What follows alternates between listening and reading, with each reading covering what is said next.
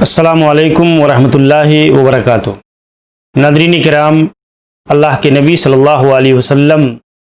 کی حرص اور طلب قوم کی امت کی ہدایت اور رہبری کے معاملے میں یہ ہمارے لیے ایک اسوہ اور نمونہ ہے۔ اس باب میں چند واقعات میں نے پچھلے دروس کے اندر بیان کیے۔ آپ دیکھیں کہ اللہ کے نبی صلی اللہ علیہ وسلم نے اللہ تعالیٰ کے دین کو پہنچا دیا اور حق ادا کر دیا۔ آپ نے اس امانت کی پوری ذمہ داری کے ساتھ امت کو وہ چیز دے دی، اور پھر اللہ کے نبی صلی اللہ علیہ وسلم کی حرص اور طلب کا معاملہ یہ تھا کہ آپ صلی اللہ علیہ وسلم جب مرض الموت کے اندر مبتلا ہوئے تب بھی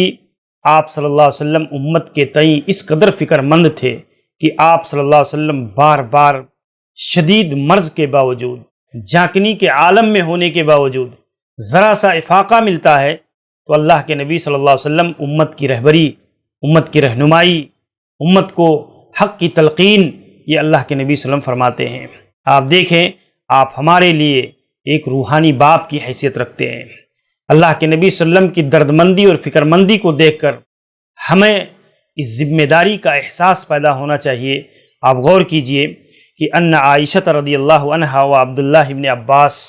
حضرت عبداللہ ابن عباس اور حضرت عائشہ رضی اللہ عنہما اس حدیث کے راوی ہیں،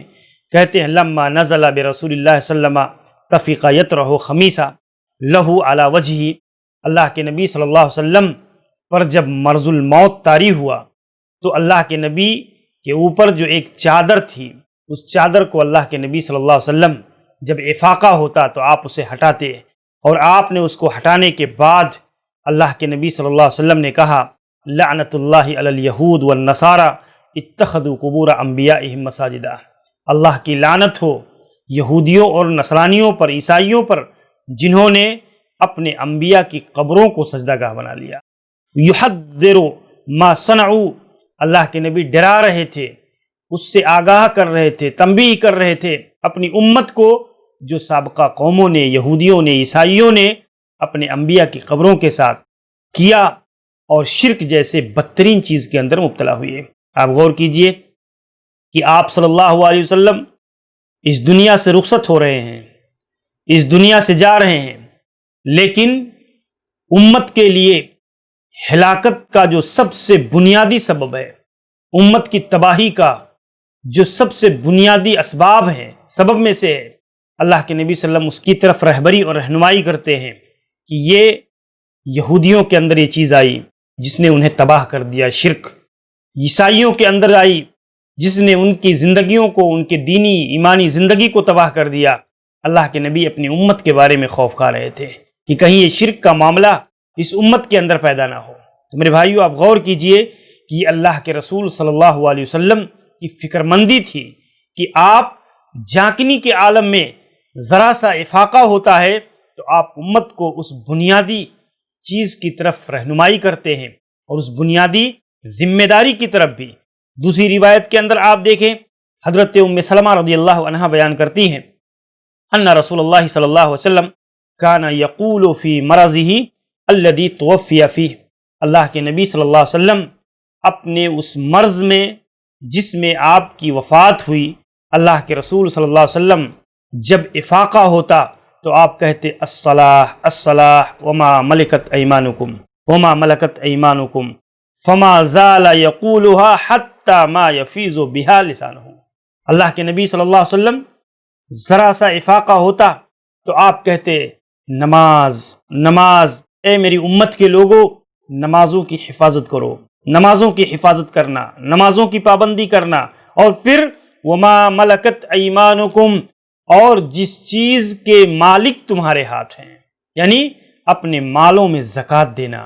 اپنے مالوں میں صدقات دینا، اپنے مالوں سے جو غربا کا،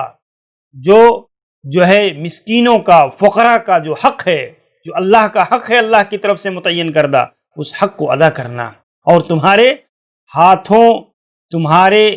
تئیں جو غلام ہیں، جو لونڈیاں ہیں، ان کے ساتھ احسان کا معاملہ کرنا۔ آپ دیکھیے، یہ اللہ کے نبی صلی اللہ علیہ وسلم کی طلب اور فکر مندی تھی کہ آپ نے امت کی ان کمزوریوں کو بھی واضح کر دیا اور اس تعلق سے بھی انہیں بتا دیا۔ اسی لیے دوسری حدیثوں کے اندر بیان کیا گیا کہ سب سے پہلی چیز جو اس امت کے اندر ضائع ہوگی وہ نماز ہوگی۔ تو میرے بھائیوں، یہ اللہ کے نبی صلی اللہ علیہ وسلم کی فکر مندی ہے، اور آپ بار بار اس کو کہتے رہے یہاں تک کہ پھر آپ کی روح قبض ہو گئی۔ تو یہ اس سے پتہ چلتا ہے کہ اللہ کے نبی صلی اللہ علیہ وسلم کی حرص اور طلب بہت زیادہ تھی۔ اس لیے میرے بھائیوں، ہمیں اور آپ کو اللہ کے نبی صلی اللہ علیہ وسلم کے اس اسوہ کی روشنی میں اپنی داعیانہ زندگی کا جائزہ لینا چاہیے۔ ہم ایک عالم ہیں، ایک داعی ہیں، ایک مدرس ہیں، ایک جو ہے امام ہیں، تو ہمیں اس پہلو سے غور کرنا چاہیے کہ اللہ تعالیٰ نے ہمارے کندھوں پر یہ ذمہ داری ڈالی ہے لوگوں کی ہدایت اور رہنمائی کی۔ آج انسانیت پیاسی ہے، انسانیت ضرورت مند ہے کہ اسے صحیح بات کی تلقین ہو۔ آج گمراہ قسم کے لوگوں اور ان کی دعوتیں، یہ آپ دیکھیں بڑی محنتیں اور کوششیں ہو رہی ہیں ایسی دعوتوں کی طرف جو کتاب و سنت سے ہٹی ہوئی ہیں، جو ایسے فکر، ایسی سوچ پر مبنی ہیں جو حقیقت میں اللہ کے نبی صلی اللہ علیہ وسلم کا اسوہ اور طریقہ، صحابہ اور سلف کا منہج نہیں تھا۔ آج وہ اس چیز اور اس دعوت کو عام کرنے کے لیے پوری محنت اور پوری کوشش کر رہے ہیں، اور ہم کتاب و سنت کی دعوت کو عام کرنے، ہم اپنے برادران وطن کو اسلام کی دعوت، اسلام کا پیغام امن ان تک پہنچانے کے لیے ہمارے پاس وقت نہیں ہے، ہمارے پاس مال نہیں ہے، ہمارے پاس ایسے افراد نہیں ہیں۔ تو یہ بہت بڑی بنیادی چیز ہے جس کی طرف ہمیں خود اقدام کرنا چاہیے، اور اس بات کو سوچنا اور جاننا چاہیے کہ اللہ تعالیٰ نے ہمارے کندھوں پر یہ ذمہ داری ڈالی ہے۔ اللہ تعالیٰ ہمیں اس کی توفیق نصیب فرمائے۔ السلام علیکم ورحمۃ اللہ وبرکاتہ۔